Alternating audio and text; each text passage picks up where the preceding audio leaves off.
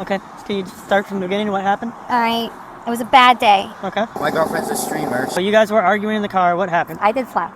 Okay. Is that jail time? Am I gonna be arrested? Can you just tell me? I'm still trying to figure out what's going on here. You know, knows me from the radio. I'm a radio person. How much? Oh, no, I know of her because she's like sort of a celeb. I'm very cool on stream. I'm excellent. I'm an excellent streamer. There's nobody better than me. Okay, I'm the top person of all time doing this. Hey, I was just sitting here talking to Republicans. The way you treat people, the way you talk about people is horrendous. I say deport everybody that can't speak English. How's that? Well, all these people that are just like losers, like Uber drivers and just people like Todd that live with their mom. Oh, hey, Todd. I'm not going to say anything because I don't want to be racist. Literally, you'll be in the dust in 5 years. I will not even know you then, and I'll be huge and you'll still be nothing. You are getting over. Oh my God! Can you not watch? Can you not watch? I'm going to jail tonight. Can I take a Xanax, please? This is my fault. Have you heard of me? You might have seen something go viral at the start of April that was deeply upsetting. Penn Live's headline read, "Former Howard Stern show member arrested after violent live stream." The Palm Beach Post wrote, "Ex-Howard Stern writer accused of striking man while live streaming YouTube video in Florida." And TMZ reported it as "Ex-Howard Stern show star arrested for dude live streamed in car." Now, you may have seen the incredibly disturbing viral clips from the stream on Twitter, clips I will not be showing, by the way, just to make that clear. There won't be any graphic visuals. There won't be any graphic discussion of any of this. We are talking about DV, just to give a heads up there. But this is where a woman was relentlessly harming a man while she was driving a car. Now, this is Elisa Jordana, and like the headlines say, she's a former something on the Howard Stern show. And after the incident, she did multiple interviews with outlets like TMZ, Onboard Panda, that seek to reframe the incident as an act of self-defense in which she claims to have feared for her life in that fateful moment on stream. A lot of questions around that, but the truth is, none of this tells the full story of who Elisa Jordana is or what even happened during that stream. Like, for instance, why would a former Howard Stern associate be on stream attacking someone in the first place? And also, there definitely was self-defense in that video, but was she actually defending herself? Well, friends, today we're gonna dive a bit into Elisa Jordana, who is what is known as an IRL streamer, somebody who streams for hours and hours at a time while they live their daily lives. It's all really kind of a strange part of the online sphere that before researching this story, I really wasn't too familiar with, and for good reason. Some of the most famous IRL streamers include infamous potential cesspool candidates like Ice Poseidon and Sand Pepper and Adin Ross, real winners. And even though Elisa may have a small YouTube audience of only 16,000 or so, she's had her fingers in the pots of countless controversies in many large spaces over the years. This woman has been a busy little bee, a busy, buzzing little bee. Yeah, I say deport everybody that can't speak English. How's that? Make this country a safer place. Deport everybody that can't speak English. Why are they here? Why? Oh, just to leech off our country. Reminds me of Nana Pitts leeching off me. No, the Mexicans are great. I'm sure there's a smart Mexican. Look up the IOI. Is there a smart Mexican that's famous? Is there a reason why someone would say these? Okay, like when you call me and you say like, okay, I'm the top person of all time doing this, so obviously you wouldn't use the word like and sound like a low-grade hood rat. I'm not gonna say anything because I don't want to be racist. Why? Because I prove my value. All these people that are just like losers, like Uber drivers and just people like Todd that live with their mom. Like, these people aren't worth paying. They have never succeeded in anything. So of course they're not gonna succeed with me. Oh, hey, Todd. Whoops. So just go ahead, strap in, buckle up for a wild ride, folks, because nothing about the story of Elisa Jordana turned out in any way like I expected. But first, hi, hello, it's Swoop, and welcome to the Susspool, the place where everything and everyone is sus, maybe even us. I dare you, come on in, the water's fine. Welcome back, Suspirians. This story is a wild one, like, wow, dude. Now, if you're new here, welcome. This is my second channel. On my main channel, Swoop, I do full-length, deep dive documentaries investigating true crime and social media influencers who abuse their power, and I just posted a documentary on the absolute mess that is the JoJo Siwa rebrand, and we dig into the dark allegations made against her and her mother. So I highly recommend you check that out. It will be linked in the description and pinned comment as usual. And as always, if you want to join our cesspool community here, all are welcome. And you can grab your exclusive valid ribcage and valid social club apparel from the Petty University shop, linked below as always. I don't even have words for what the story is. It is a lot, and there is a twist, but there is something that I just have to ask. What do you smell like right this very moment? Okay, no cheating, all right? So if you smell like leftover pizza and comment that you smell like fresh vanilla showers, I'm gonna know. So I've been practicing a lot more self-care lately. I've been reconnecting with these scents that remind me of my most favorite memories. I remember coming home to visit my family during Christmas one year, and the house was filled with warm, burning ambers in the fireplace, spice-baked apples in the oven, and the most delicious soft vanilla candles on the dining room table. And ever since then, those notes just remind me of home when like life was less chaotic. And reconnecting with those smells is what makes today's sponsor, Scentbird, magical. So Scentbird is a fragrance subscription service that lets you choose a new designer fragrance every month, making your personal fragrance journey incredible. They have perfumes, colognes, and lots of unisex options, and Scentbird carries luxury brands like Prada, Gucci, Versace. You get to choose what you want, so there are no surprises, and with each fragrance, you get this huge, enormous vessel that's a full 30-day supply, so you can wear them all month long. And of course, y'all know I got you, okay? There is a discount code just for you, so you can scan my QR code or use code 55swoop to get 55% off your first month at Scentbird. It's just a little over $7 for your first month, available in US and Canada. So this month I received Signature for Her by English Laundry. Oh my gosh, that is literally heaven in a bottle. So this has this like sweet, like sparkle of quince dipped in creamy, thick white chocolate and buttery jasmine. I also got Espiritu by House of Beau, and honey, a bottle of this sells for like $300, okay? But I got it with Scentbird. Oh my gosh. So it's got like this very gorgeous like woody scent with sage and rose, oak wood, and creamy leather. And I also got Dawn by Brown Girl Jane. Okay, I just want to eat this up. So this is like this very velvety vanilla bourbon. Okay, this was a hit this month. So it's time, my friends and Suspirians, join me on your self-care fragrance journey and recapture the memories that make you feel your best with Scentbird, and use code 55swoop to get 55% off and treat yourself, honey. You deserve it. Okay, now it's time for a dip in the cesspool.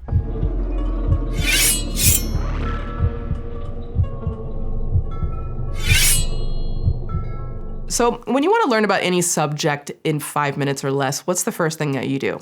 A quick Google search, a browse in Wikipedia, maybe one of those cool like subject for ADHD people videos that condense like multi-hour videos into a minute or less. Yes, did you know those exist? Because they're incredible. Researching Elisa Jordana, unfortunately, isn't very fruitful on any of those fronts. Like you can get a quick version of her currently trending story on both Google and in helpful short videos like Penguin Zeros. It's baffling how common it is for people to live stream their most embarrassing moments on purpose. When you look for her on Wikipedia, you'll find her tagged as an article for a deletion for the 5th time. Yeah, who knew? So figuring out what her early years were like is a bit of a scattershot, but from what I could find, Elisa is originally from New Jersey, and according to her, she's been writing songs since she was a kid and had actually been trying to make it as a singer-songwriter with the help of her dad, who she alleges got ripped off for thousands of dollars when producers promised him they could get me a recording contract. Lesson number 1, if a producer promises you anything, just call bull.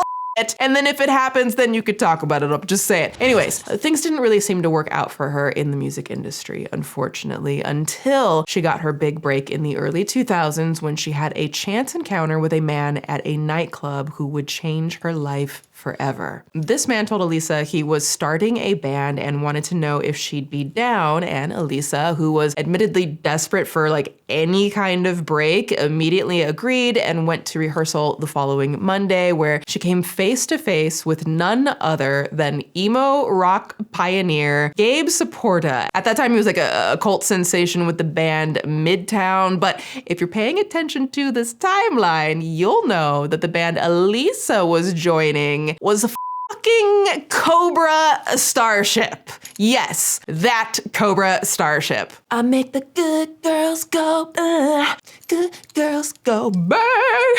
Sorry, I don't know, that cracks me up every time I hear it. Good Girls Gone Bad, Snakes on a Plane, the band that was allegedly started after Gabe Saporta envisioned it on a peyote-induced vision quest in Arizona. Yeah, that's real. Part of Gabe's vision, Elisa Jordana playing a guitar. I mean, if you're gonna have a peyote vision quest in the desert, surely it's going to be of a white woman playing the guitar in your band. And you know, when I think about this, I feel like I'm in like a parallel dimension in outer space where this celestial vision actually somehow makes sense. But no, all of this happened and we're not even deep into Elisa Jordana lore yet. Now, in case you're some kind of Cobra Starship super fan and you're thinking to yourself, but wait, Swoop, the guitarist of Cobra Starship is named Victoria Asher. Then yes, super fan number one, congratulations for being a super fan, because that's, yeah. But that is the guitarist of Cobra Starship, the second guitarist. See, Elisa, who then went by her birth name Elisa Schwartz, had a bit of a rocky end with the group in December of 2006. Now, as she puts it, quote, I let my emotions get the best of me and ended up falling in love with my band's lead singer. Oh, that is a big no. Okay, did we not learn from, who was it? What was that band? It's like a classic band. No doubt, Gwen Stefani. Did we not learn from Gwen Stefani falling in someone, she fell in love with somebody. It was the guitar, I don't know who it was, but she fell in love with someone. And then like, where's the band now, okay? You know what I'm saying? But back to what she said. He made my dreams come true and actually told me I was as talented as Mozart. Okay, I'm sorry, I need to pause in this because if someone's telling you that you're as talented as Mozart, he's just trying to get laid. I'm just saying. Let me not go there. I don't even know. I'm just running my mouth. Let's go back to her quote. I think he had a girlfriend. Oh, this is getting even better. Every time I go back to this quote, it just gets worse. But okay, let's take it back. I think he had a girlfriend at the time, but I was so enthralled with him, I hardly even noticed. That's interesting. Our relationship was a secret I was not capable of handling. And he was not capable of being honest with you if he was telling you that you were as talented as Mozart. That's not even shade on her. That's just like, who the is talented, whatever. After a while, she alleges that a random other woman began sleeping on the tour bus with the band, unannounced and unexplained, who she later discovered was her replacement, Victoria Asher, someone Elisa alleges the band trained and replaced her with while they were on tour, and then gave her guitar to Victoria and refused to return it, which, if this is true, is absolutely unhinged and wholly fuckbag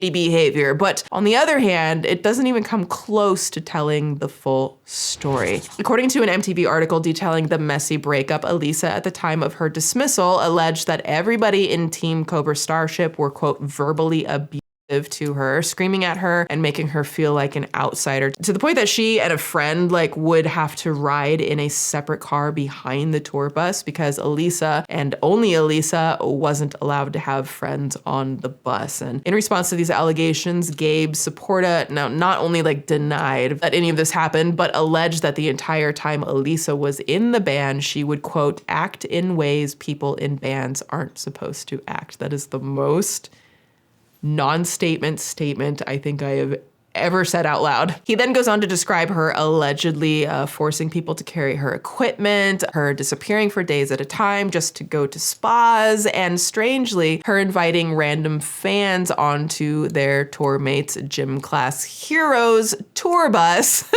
to, quote, turn up Britney Spears and have dance parties each night. Okay, same girl. Which sounds funny until it becomes alleged that one of those fans allegedly stole Cobra Starship's bass player's iPod, which is why Elisa wasn't allowed to have friends on the bus. Insert my surprised face here. Now, I say all of this about Elisa's past to point out that, firstly, like, I don't know what the hell fully went down between the band and Elisa. There's a bit of a she said, they said thing, but I do think it's suggesting that Elisa has a very specific way of talking about herself and the things that happened to her, even as a result of her own allegedly careless actions. This is the theme that we're going to see later. Elisa would further muddy the waters on this story when she later admitted that these fans she brought on the bus were 15 to 16-year-old girls. I mean, this is definitely, you want to talk about the cesspool. Okay, we're just like still in the biography portion of this story, and you've dipped, you're sus, all of the sus everywhere, just you sussed all over the place. My first band, and it was just very fun. So I invited like all these kids that were like 15, 16 on the bus, and I was having so much fun with them. We had dance parties, and we'd be dancing to my music. That's very flattering, you know? Right. And so, you know, they'd come on the bus, and then one time they stole like all the band's iPods. Ooh. And then, Kids. you know, everybody was very upset with me after that. So, Right, so they fired you. yeah. I mean, that was not the only reason, but and I found out online. I looked at like a pictures from a party on Wire Image, and then it said, you know, Cobra Starship, and then it wasn't me. It was somebody else that looked just like me. Right. You know, and then I get a text from the tour manager saying, you know, does Elisa know she was replaced? And I'm like, you know, you just texted me that. Like, could you imagine, like, if you reverse it and you heard a story about a man bringing a 14 to 15-year-olds onto his tour bus, especially on another band's tour bus, and a lot of how Gabe Saporta describes Elisa, including her sense of entitlement, another theme we're gonna see, and her inability to admit wrong will come back in major ways from here on out. If I'm being honest, the Elisa lore really goes deep, and in the interest of making sure this isn't, you know, like a main channel Swoop type deep dive, the following years saw Elisa swinging in multiple different directions to make something of herself. As she explains in her Marie Claire article, she involved herself in the LA comedy scene and started dating a writer for the Howard Stern show by the name of Benji Bronk, an association that actually got her a few guest spots on the Howard Stern show. And to be clear, despite the headlines saying otherwise, it doesn't actually appear that she was a writer in the traditional sense for the show. Unfortunately for her, she was not a hit with Howard's fans and was quickly phased off from the show. From there, Elisa started a show called Kermit and Friends around 2015 or so, not named for the Muppet, but for her dog, Kermit, which is where the Elisa we see in the recent viral video starts to emerge. Someone who's a bit visceral, cantankerous, confrontational, who relies on shock factor to try to get people to click in. Keep that in mind, by the way, the shock factor thing, because I do think that has the potential to play a part in what she was doing to this man on the live stream. It is very shocking, out of nowhere, and was she doing this? Did she start this for views? But back to the timeline. For starters, Elisa at one point had a questionable engagement with disgraced actor and accused creep Andy Dick. He was a frequent guest on her show. She also was not above platforming some of the wildest guests imaginable, like f***ing disgraced YouTuber, accused creep, and confirmed wetlands destroyer, Onision. What the hell was that? Okay, dude, like why? Okay, that was weird. Like, why is it every time I say Onision, that happens? Shit. Well, I guess now's the time to say, in case anyone was curious, I've been working on a multi-part docu-series about Onision for a very, very long ass time. I have put it on hold so many times from releasing it. So stay tuned for that, because I think the time is coming soon for that to come out. Anyways, back to Elisa, Mr. Dick, and Onion Boy. What a sweetheart. I love Andy. You know, actually, Andy's the first person that ever proposed to me. Onision, no one has. And I found in dating, you know, before that men just didn't want to get married. And you are not like that. You like commitment, Onision? I've proposed to 4 people in my life, so I'd say I'm pretty into that commitment thing. Yeah, I'm gonna leave that alone for right now. Okay, yeah, yeah. Y'all can have that. Around the time Andy and her broke up, Elisa pivoted again from Kermit and Friends to a full format of IRL streaming, which is where the real, like, unhingery begins with her, because like other IRL streamers, Elisa shows everything that she does. Like, she streams from restaurants, which makes the restaurants mad at her. A lot of people have been calling us. It's bothering us, guys. We're doing business here. I know, but I'm ordering food. Yeah, but like people like keep calling us. We're just doing a business. We're like small businesses here. Okay, all right, we'll go somewhere else. All right, there's another place 2 doors down. Don't even say what it is. Because they're insane. They're insane. That's why. They're insane. I'm sorry. Yeah. What? Get a real job. Get a real job? That's what you said? I make more than you, sir. I make much. You want to see how much I made this year? I'm going to make $1 million this year, asshole. Fuck this guy. Oh, yeah, you can? Yeah. Who is this guy? Some stupid New Yorker. That's who he is. You're the owner? You're the owner? Yeah, fuck that. That guy is an idiot New Yorker. That's a moron. That's a Brooklyn truck driver. That's who that was. Yeah, fuck that guy. She shows her business meetings, even if they involve somebody accusing her of stealing money from them. Fucking liar. Those people are right about you. You never pay anybody a dime. Bullshit. You're a liar. I'm a liar? You're goddamn right, you are. I said cash up front before we start. What you said yes. Here's an interesting passage from a small creator named Saturated Content who did a extensive deep dive into Elisa. She was basically talking about this girl online, and then this girl shows up to the store that she's at, and a whole dispute erupts from it. I'm not your content. You owe me money. You doxed me. You doxed somebody else today. I'm the one. I'm the one, Elisa. I got your content. Freak show. You're crazy as Keep my name out your mouth. I'm a Cuban bitch. Go research that shit. Do anything. Go research that shit. I'm not here for your shit. Big old Elisa. Come outside in a Florida stand your ground. I'm gonna you up in front of the cop. No. Don't talk to me again. Keep my name out your mouth. You don't own this place. If you want like a more extensive look into this, then you can watch Saturated Content's deep dive into Elisa. If you want more on the darker side of her content, as well as another pretty thorough look from Tamimi that came out recently. Both of those will be linked below. But as you can see, Elisa has a tendency to do something wrong, like turn someone into content against their will and allegedly dox them, only to feign ignorance and then inevitably spin it into something that positions her as a victim in a scenario. Again, keep that theme in mind. From everything shown, this is Elisa Jordana in a nutshell. The queen of around and finding out. With all of that being said, however, we do need to dive into something a bit more nuanced when it comes to Elisa, and it's her relationship with her boyfriend, Bahram Alipour, who goes by the name Skoro. Now, not much is publicly known about Skoro, but according to Board Panda, Skoro is allegedly the son of a billionaire, so cute. From hints Elisa has dropped in her streams, we can also infer that Skoro and Elisa met due to him being a regular donor in her live chats, having allegedly dropped millions of dollars on Elisa. Can you imagine? So here on that channel, he explained how the donations from Skoro started, which apparently was $50 donations at the time, but then suddenly it evolved into $1,000 at a time, then $10,000, then $25,000 in one single donation, multiple times. So obviously trying to figure out who this guy is and why he's donating so much, Elisa let him call in a few times. Apparently, one of the gimmicks of Elisa's stream is she lets her viewers call her for entertainment purposes. The two even had their first date on stream because what else are you gonna do? Oh my God, I'm so nervous. I've never been this nervous in my freaking life. Okay. Is this a good?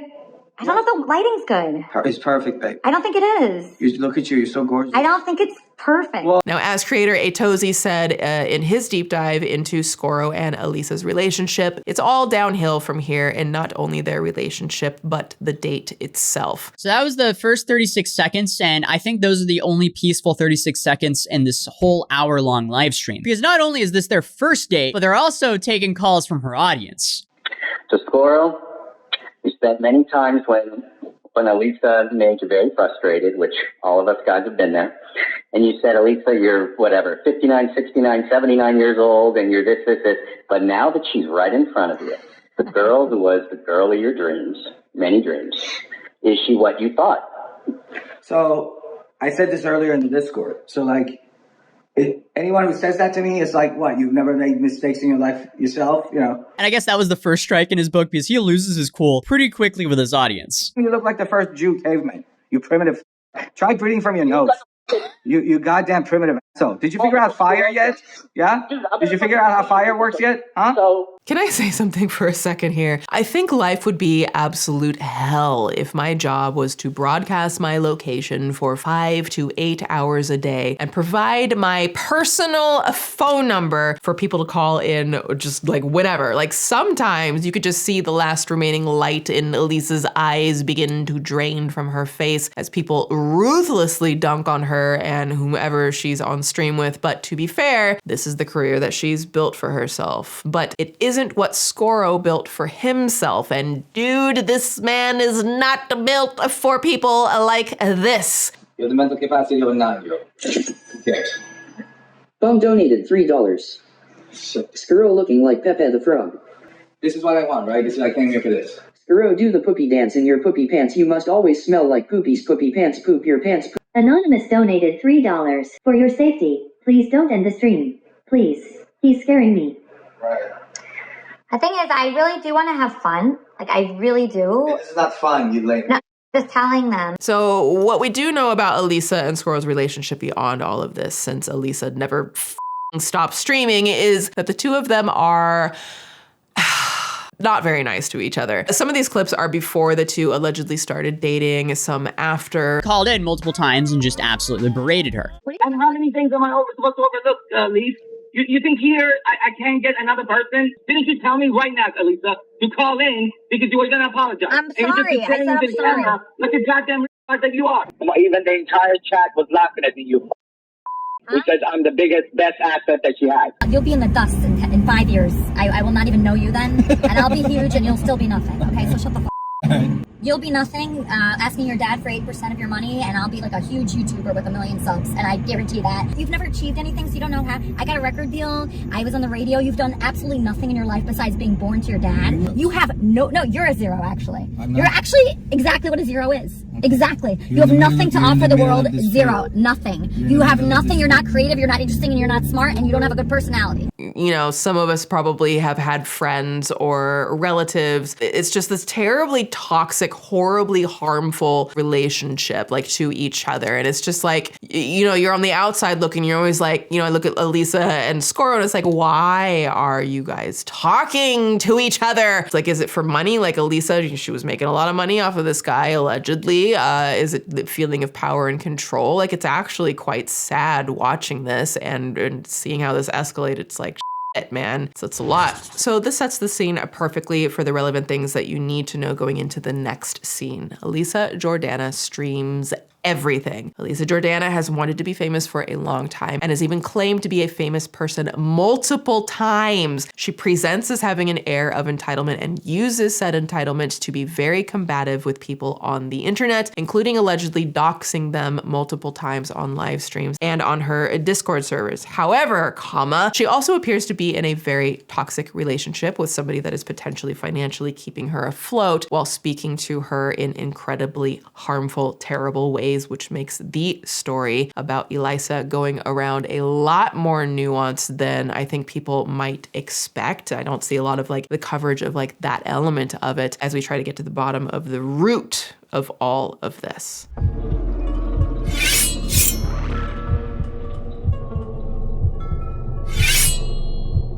Which leads us back to my introduction to Elisa. Clips that went viral from a now privated stream titled Not Doing Good that popped up on YouTube on April 8th, 2024. Now, you've probably seen the viral parts where Elisa attacks Scoro. And if you haven't, then seriously, my gosh, like I first saw the clips on Twitter, like not knowing what was about to happen. There was like no warning. And I deeply wish that I could unsee them, which is why I won't be playing any of those awful parts of the stream here. It is bad. It is big, awful, bad. But what hasn't been discussed too much are the events that led up to those now viral moments and why the math feels like it ain't all mathing. The stream begins simply enough with Elisa claiming to come out of a couples therapy session with Scoro. Elisa's in tears and speaking on her phone when the stream abruptly begins. And he lied and he told her I'm just like a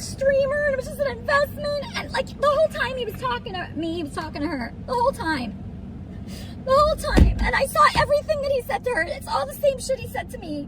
And he's just like a bad guy. He's not like the type of guy that's like a faithful guy. When he liked me the most, he was like cheating on me with her. With this like 20-year-old like that sends videos and shit. And like, you know, I knew he was that. Until this stream, Elisa would stream every day for, again, 5 to 6 hours at a time, earning donations from her viewers and providing her actual whole ass phone number so that people watching could call in and interact directly with her. Like, it can probably be assumed that the person on the other end of the phone here is one of her viewers, and she's currently just, you know, rambling about Skoro. There's a bit of context missing here in that while looking through his phone, Elisa had discovered that he was cheating on her, allegedly, with a, quote, 20-year-old Mexican named Sarah. Those are her words, not mine. Can't stand it. As the stream goes on, Elisa reveals that she discovered inappropriate text messages between Skoro and this other woman, and that he had been with her the entire time he was dating Elisa. Now, that would be a devastating discovery, right? I mean, no one wants to find that out if they're in a relationship and they think it's, you know, exclusive, albeit it's one discovery that feels very, very strange to watch on a public live stream. But again, Elisa chose this profession, so that's that. But then Elisa reveals that after she discovered Skoro was allegedly cheating, she stole his phone, his wallet, and keys from him, using the phone to not only upload all of the texts with that girl Sarah to Elisa's Discord, but also to freaking dox Sarah, holding Skoro's phone up to the camera at one point with Sarah's name, address, and Venmo uncensored. So big, bad. It actually gets worse, as described later on in the Drew and Mike show. She starts doxing this other girl. So she has all the information on this other girl, Sarah, this guy's talking to. And she decides to put all of that in her Discord server for anyone to go and find. So this is a dick move. Did she put nudes in there too? Yeah, she put the nude she found. She put all of the personal information, full name, address, phone number. It's crazy. This girl's nuts. This girl's 20 years old.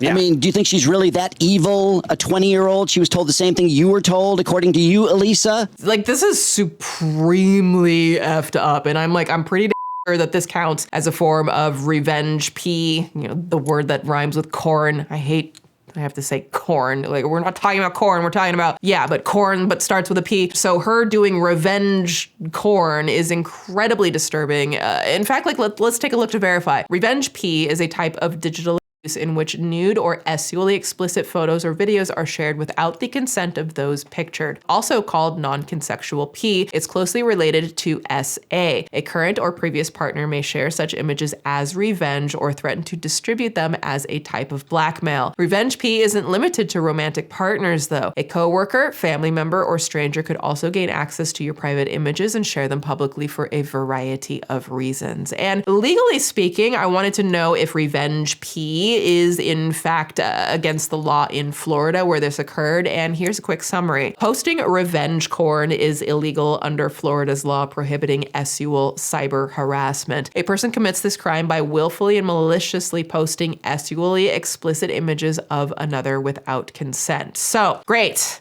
In efforts to get back at Skoro, it looks like Elisa committed the crime of sexual cyber harassment against his alleged other woman, who was just 20 years old. Just winner, f your dinner, Elisa, because that's trash. I mean, it's, you know, if he's cheating, that's trash, but also it's still revenge. Don't do it. Bad. So then Elisa proceeds to go to a local mall and spend Skoro's money at a food court. So you may be thinking at this point, holy bits, isn't all of this illegal? The revenge P, the stealing of the phone and credit cards and spending of the money. Isn't it a bad idea to stream yourself doing illegal things regardless of the reason? And the answer is 100% yes. And because of this, nearly 2 hours into the stream, the police tracked her down and made her give Skoro's stuff back. So you have his phone and his keys? Yeah, I have his phone. Okay, he wants it. All right, fine, I'll give it to him. You can go get Tim. I'm just gonna go to my car. So are you guys gonna be together or what's the plan? I see him over there. No, this is my stupid boyfriend. He's I'm sorry that he bothered you. I have his phone and because we were in couples therapy. Oh, sorry, let me turn down. Sorry. So we were in couples therapy, and I found out he's been cheating on me for 2 years. So that's what this is about. There's nothing violent happening. He just wants his phone. So he's getting his phone. All right, he's getting his phone. Now, you'd think that based on everything that we just went through, that the situation would end here. One would hope. You bitch, I'm Sorry. Unfortunately, this is not a normal situation, and Skoro, for reasons unclear, decides to get in the car with Elisa, where she proceeds to answer every phone call from her viewers, who proceeds to talk about Skoro and the affair he allegedly had with Sarah. But then it all hits the fan when Sarah herself calls in. If this sounds like some petty little squabbly relationship drama, I could see it from the outside, but again, this stuff gets so much worse. Now, the full stream is privated, but a news reporter named Will Heron uploaded a highlights reel that I'll be playing below on how this went down. Again, nothing graphic. Hello? Hi, Sarah. How are you? How are you, Sarah? Can you hear me? Yes, I can hear you great. Thank you so much. Thank you for calling. Face with Tears of Joy donated $5. You're no angel, Elisa. I sent you 6 months of texts of your nudes and different sentences for sending of women. You play with them pictures, and I'm gonna text you when you texted me as well. So I'm just gonna send you 6 months of texts of your nudes and different sentences. Now I'm gonna stop the clip right there. Now you may have noticed the screen went censored a few seconds in because it shows Elisa striking Skoro multiple times, and we're not gonna play that here. But it truly escalates from here. Where I stopped, Elisa just hit Skoro across the face at full impact, and it just keeps getting worse. Don't talk. Don't. Idiot. Yes, Sarah, we're really sorry about this and sending him your way today. Elisa. She just almost broke my nose. She's gonna get arrested. No, you're fine. You're fine. Next time you touch me, I'll you understand? You understand? Hey, no, Sarah, hang up. These idiots. She posted your number in her cancer Discord, and I was just being polite. I'm gonna text you your nudes that he sent me and right. What he wrote about you. He said you're a dumb Mexican that he doesn't even like. Just how he said that I'm a streamer that he doesn't like. So you guys are wow, right. Interesting. Skoro shouldn't have cheated on Elisa. We get that. Elisa should not have hit Skoro multiple times just to keep him quiet. Imagine if the roles were reversed and Elisa was the man, Skoro was the woman had an affair, and the man just started hitting her in the face. None of it's okay, but obviously the hitting, much more not okay. Sarah. Yeah, sure. Yeah, touch me and I'll take you the test. No, she's a insane person. She's 50-year-old dumb in the middle of the street dancing. Those last words that he said here twice are that if she touches him again, he'll deck her. On a freaking live stream. Remember, this is all being streamed live. We have this video because she was streaming it live and freely doing this to someone, knowing that she's streaming live and getting tips and money. Again, remember what I said about the shock value? I really wonder, was this for the shock value or was it something else? And really only she can answer that. Now, this whole thing, of course, brings up the conversation around the idea and the myth of mutual abuse. We've covered it a number of times in Swoop docs, and I'm always curious. Again, I'm not like a mental health professional, and so there's going to be a lot of, more professional brains out there who can speak to all of this. But I am always curious about the casual conversation of where are the lines drawn in situations? So I just want to ask you guys that question.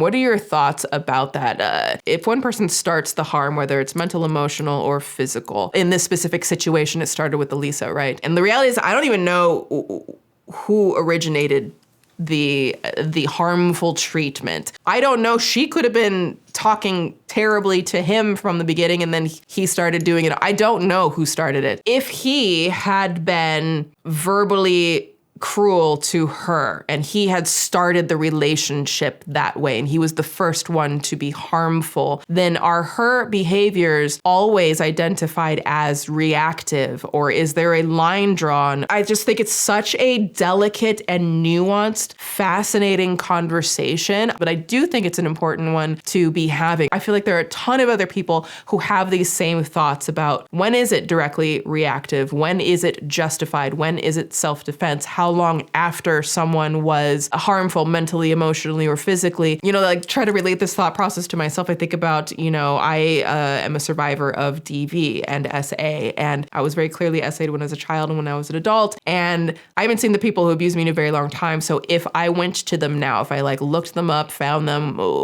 went to them, and then like, I don't know, like slapped them across the face or something, is that considered reactive? Or has there been so much time that went by that that is purely inappropriate and wrong of me to do something like that if I were to do something like that? You know what I mean? Like, I would love to talk to a professional who knows better, because I don't know the answer. I can see a case being made for, well, yeah, of course it's reactive because I've been living with that trauma as a survivor for all of the years since it happened. And I can also see a case, this is particularly probably in the eyes of the law, where it's like, yeah, but you can't just go and like slap the shit out of somebody even if they hurt you years prior. You know what I mean? So I don't know. So before that first time that you hit him here? Yeah. Was there more before this? Oh, yeah, I just stopped and said, okay. Was there more before that? I was slapping all day. Is that bad? It's not good. Is it jail? It could be. You can't hit people. All right, I'm really sorry. Can I just say sorry or pay something?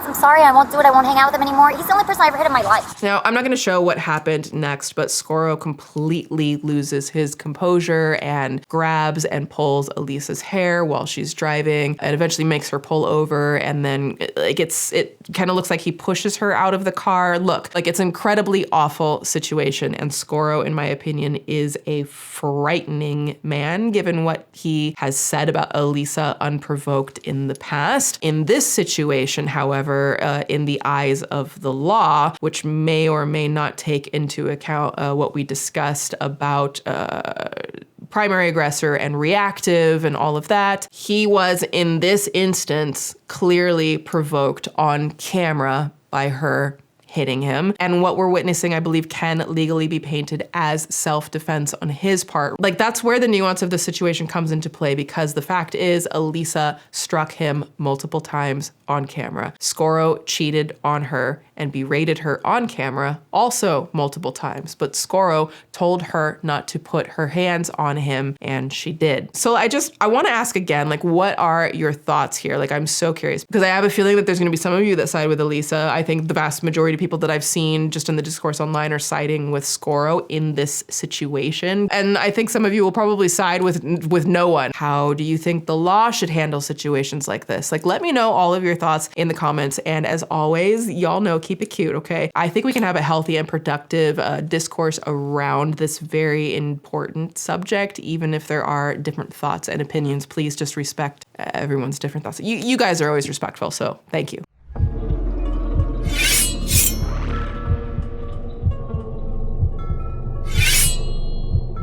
In the wake of the video going viral, Elisa was actually arrested, with no arrest for Skoro and no real word on what he's been up to since. Oh my god. You know I'm like a little famous. I hope that this does not... Actually, can you look it up if anyone... Oh my god, this is so bad. I look so ugly right now. Are you in the position to Google something? And the body cam footage was released to the public shortly after, giving us even more context to what happened and how law enforcement handled the situation. Was there more before that?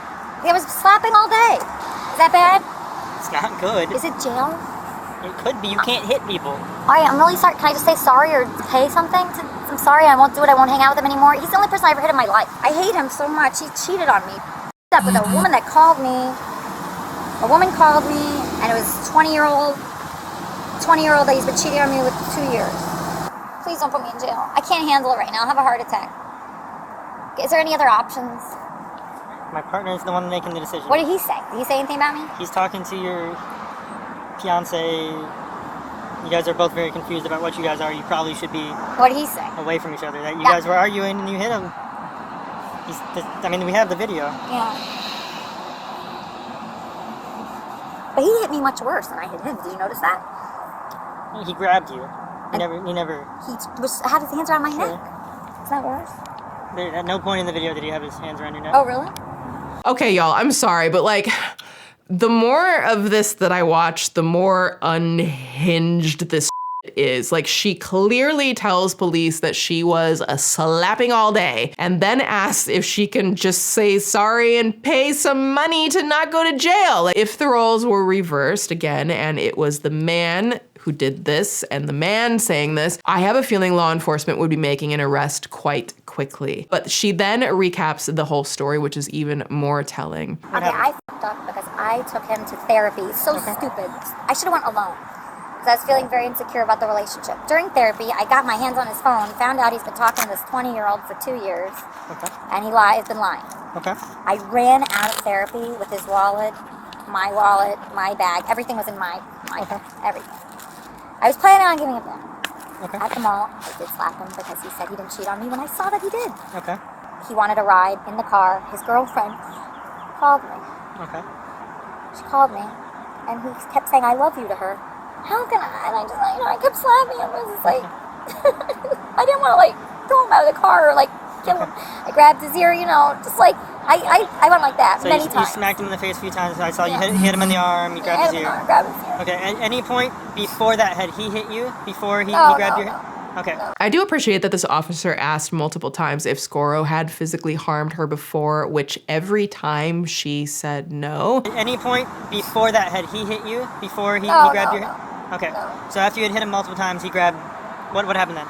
I thought he grabbed my neck, but I don't want to lie. That's fine. So maybe he grabbed my head and was going like that. Okay. And then he got control of the car somehow, even though I was driving, and then he threw me out of the car. Or I got out of the car, and that's when everybody started to help. Okay, and this was all recorded on your YouTube channel? Yeah. Okay. All right. Are there any questions that I failed to ask you that any information you'd like to provide? I'm so scared of going to jail. Anything I failed to ask you, which you would like to ask you? Like what? The state of Florida. Happens in this? The state of Florida has zero tolerance for domestic violence. Oh my God! So what does that mean? So we're both in jail because we both hit each other? If we were unable to determine a primary aggressor, you could both go to jail. Oh my God! I'm going to jail because I'm first. First does not necessarily mean primary aggressor. We have to look at all the evidence and determine who we believe to be the primary aggressor. What's primary mean? Wait, how long jail do I have? I'm going to jail, I know it. Oh my God. You know I'm a little famous. I hope that this does not... Actually, can you look it up if anyone... Oh my God, this is so bad. I look so ugly right now. Are you in the position to Google something? Now, I do want to share one clip from the body cam where Skoro was giving his version of events because I'm a little... I feel a little uncomfortable about how the police officer handled that situation. And she started punching me in the face. I was like, Elisa, stop. And then she punched me in my thing. It's all in the stream. And then she gave me a big punch in my nose. I pulled her hair to stop. And then she got out the car the side. And they saw, so to a bystander. He's talking to her? To a bystander, it looks like I was beating her up, right? Okay, well, if you pulled her hair. Yeah, I know, but she was punching me in my face and Okay, well, you can always walk away or get in your car and drive away. No, the car was moving, right? Okay. The car was in the middle of the thing, in the middle of the street, and she was just punching me in my face. Okay, I understand what you're saying. I'm saying, if you can punch her back, you can do something else. You can pull over. You should see the footage. Okay, sir. You're right. It could have been handled better. I agree. Thank you. That's all I'm trying to say. You're right. I'm really trying to see the limited perspective of the police officer. And of course, we have the gift of hindsight and having seen the live stream clips when the officer presumably had not seen them at this time. But I don't want to blast this guy, but I think it could be dangerous to suggest to someone who was potentially the victim of DV, in this specific incident, again, she struck first and was told several times to stop. I think it's dangerous for police to tell someone who's being harmed that, you can always walk away or do something else. Is that ideal? Absolutely. Is it always possible in a DV situation, especially one in a moving vehicle? Absolutely not. So nuance, right? Would the officer say this if Elisa, the woman, were the one being harmed first in a moving car? Let me know your thoughts on that in the comments. Again, I'm not trying to blast anyone. It's makes me think. Now, Elisa has since privated the stream and apologized publicly in a statement to the Daily Mail saying, quote, "I just want to say I'm so sorry for what I portrayed on my live stream that everyone saw. This is not what I want to give to the world, and it sucks that I got into such a sadness and anger. It was a really negative representation of who I am." Now, since then, Elisa has changed course on what she directly admitted to the police, with her attorney telling Bored Panda that, quote, the arresting officers got it wrong. I don't know how they got it wrong when we have the live stream and she literally admitted it to the officers in the body cam, but okay, let's continue. A careful investigation and assessment of the situation would have uncovered exactly what happened here. A verbal argument ensued between two people who were in a volatile relationship. The temperature escalated and Elisa was the victim of a battery, not the other way around. Interesting way to summarize what happened that we can quite literally watch the tape. At any point before that, had he hit you? Before he grabbed your head? She now maintains that Skoro was the primary aggressor, but she admitted to Bored Panda and TMZ that despite slapping him multiple times, which is an interesting word choice, as I don't know how anyone would describe what she did as slapping, but okay. But she says, quote, I believe he would have killed if I didn't get out of the car and onto the road. And at the end of the day, none of us actually know who was the first to be toxic in the relationship as a whole. And was this justified self-defense while he's being harmed in a moving vehicle? He called her a see you next Tuesday. She struck repeatedly. He retaliated. It's a whole mess. And legally, if the law potentially sees his actions as legitimate self-defense, then there's a whole ass other question. How far is too far when it comes to self-defense? Like, is there a line? Can one cross that line? Like, when does it leave the scope of justified and when does it go too far? Like, I don't know that there's a clear answer to that. I'm just asking questions. This whole video is just me asking questions to have a conversation because I don't know. But I'd love to hear your thoughts in the comments. Like, honestly, this whole situation, the situation itself is in the cesspool. And I don't fully know what to think of it other than how effed up it is from like every angle that I have looked at this story. But there's one thing Elisa told TMZ that I think is frankly worth considering, which is in regards to how much worse this could have been if it happened off camera. But even that, there's nuances. Like, I don't know who would it have been worse for. I honestly don't know. And it could have ended up much worse. Like when I slapped him, I didn't want to kill him, obviously. I just wanted to slap him. That's all I wanted to do. I just was mad. But I felt when he was like strangling me. He had his hands around my neck. Is that worse? At no point in the video did he have his hands around your neck. Oh, really? And when he was pulling my hair and I felt that he was trying to kill me. And my God, if I was alone, I could definitely be dead right now. That's how I feel. I gotta say, like, I'm trying to be like just very neutral in this story and like not make any like final assessment just because it's so much. But I gotta say, like, I'm very uncomfortable by her kind of like what looks like nonchalantly blowing off. When I slapped him, I didn't want to kill him. Obviously, I just wanted to slap him. That's all I wanted to do. And I can't help but think, again, if the situation were reversed, if literally everything was exactly as it is, but the genders were reversed. And he was the one who was slapping first, and she warned him not to touch her several times, and he continued being physical, and therefore she pulled at his hair and so on. How would that situation be perceived by the public and law enforcement? I'm guessing people would say that it's a clear, cut and dry case of self-defense on her part. And then if he came out and said, oh, I just wanted to slap her, that's all, I just wanted to keep doing that, how would people respond to that? But what if he has been a mental and emotional aggressor off camera? What if she's just numb to it and this is just how she is responding to some type of mental trauma? Like, again, the nuances and wow in this story. Or the other thing, what if she just lies? Like, we've seen her illegally distribute revenge pee and commit SUL cyber harassment against an otherwise innocent young woman. Like, we've seen her doxing people, her racist remarks, her free usage of slurs, and her be very verbally demanding and verbally aggressive on her streams and in interviews and literally in front of the police. So like, what if this is what she is like, independent of Skoro? Sorry. Okay. I'm just talking to him. Do you want to go to jail? Not really, no. Okay. It's okay. No, it's not okay. Okay, I'm sorry. You should see what you're lucky that your hand didn't hit him because regardless of what he said. Okay, I'm sorry. That's not for that camera. Okay, you're not on it. No, get it. She's the police. Listen. Regardless of what had just happened here, if you had hit him right in my presence, regardless if he was quiet. No, be quiet and listen to me. No matter what he said, you would be going to jail. Do you understand? All You right, must not all talk right, about it. this is serious. Y'all, I don't know. Like, give me your thoughts in the comments on this one. This is a wild, wild story. But I would love to know your thoughts on one as I just try to remain like a little more neutral this time around. I'm walking away with a lot of questions. It is an absolute mess, and it's a very sad one at that. And at the end of the day, all I can hope for is that they just honestly stay the away from each other and find the help and healing that I think they both desperately need with whatever is going on with them.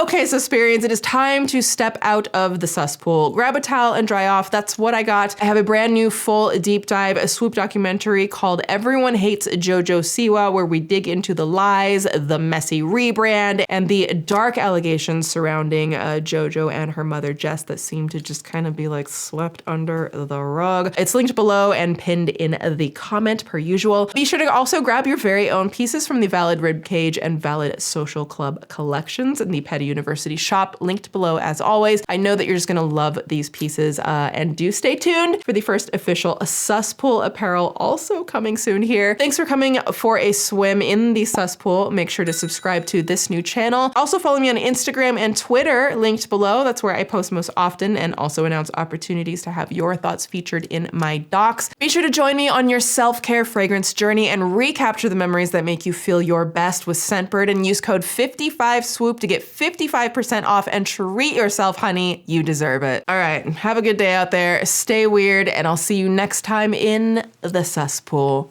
Swoop!